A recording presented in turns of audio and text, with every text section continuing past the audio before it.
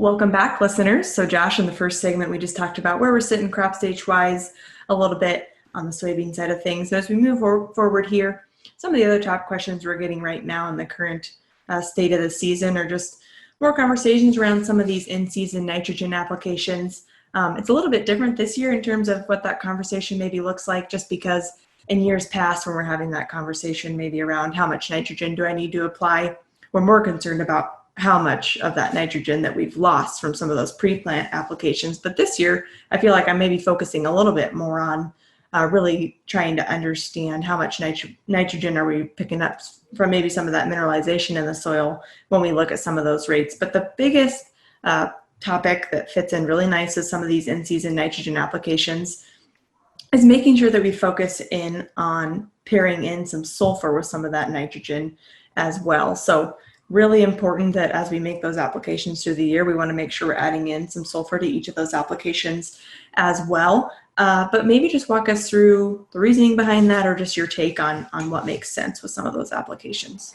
Yeah, I think we've been doing a winter episode on this, Allie. We talked about sulfur a little bit, and it commonly, we're right in that window where, every year I hope I don't get any service calls on sulfur. I hope we got everybody on a good program, but it does seem like, Allie, for you and for me both here the last 5-6 days, we've been called or had some questions about, hey, what's going on here? Your corn's a little yellow. I got that interveinal striping. And in most cases, it's been that just textbook sulfur deficiency. And once you start looking into that and asking some questions and looking into, what are we doing for sulfur, it's usually kind of the same conversation of, maybe we're just haven't applied enough sulfur. Maybe we're relying on low use rates of elemental sulfur. Maybe it's trying to lean on a 2-year P&K spread with elemental sulfur to carry you through. And it's usually a bit of I hate to, just say it's kind of just a broken record. Every time you see it, it's usually a similar pattern to why it's happening. And,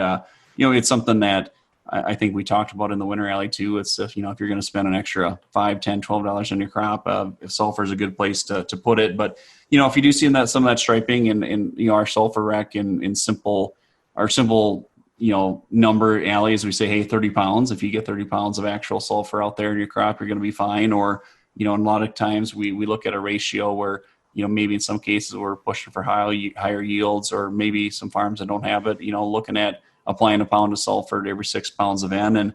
And when that comes to side dress time, it's a good time to be reviewing that ratio. How much N do we have down? How much sulfur did we put down? Maybe pre-plant or with the planter, how does that ratio come out? And in most cases, if we're side dressing nitrogen, I'm just a big advocate of side dressing, sulfur, whether you're doing some dry side dress with using AMS or using ammonium thiosulfate with the side dress applicator. But just making sure we get bumped upwards so that 30 pounds or, using that 6-to-1 ratio of N to S, kind of based on all your applications where we want to be. But unfortunately, I just had a handful of sulfur calls. Allie, we were walking actually some plots yesterday. We saw a little sulfur striping in the location, and it really shows up now when that nodal root system really gets going and that plant takes off. If it's not there, we're going to see that striping. And year in, year out, good sulfur management, we see great yield benefits. It's not just a visual response that we're trying to manage.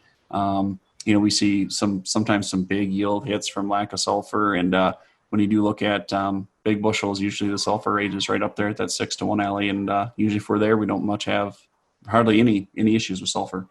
Yeah, and sulfur, it plays such a key role in many of these corn plant functions. So we really don't want to be shorting our plants, especially earlier here in the season. We want to make sure we have that sulfur there when we need it. I know you talked about, total pounds where you'd like to see it, and then also that 6 to 7-to-1 ratio. I think something to keep in mind as well is that maybe as we're out making these side dress applications and you're looking at, say, your rate of 32% and what that ratio would pencil out to on the sulfur side of things, that's not to say in some cases, if you were a little lighter, maybe using some elemental or a little lighter in your application with starter, you might need to skew that ratio a little bit to be adding more sulfur to get those total pounds where you'd like to see them. Yep. Absolutely. Yeah. If we were short on the front side, our ratio is probably going to run a little higher in that mix for the side dress. But if you can just look at go through your totals, look at how much am I shooting for, divide that number by 6. If you were short on the early side, we can bump that up on the late side. But just make sure you're really looking at that number. It plays a big role in bushels in the tank come fall. And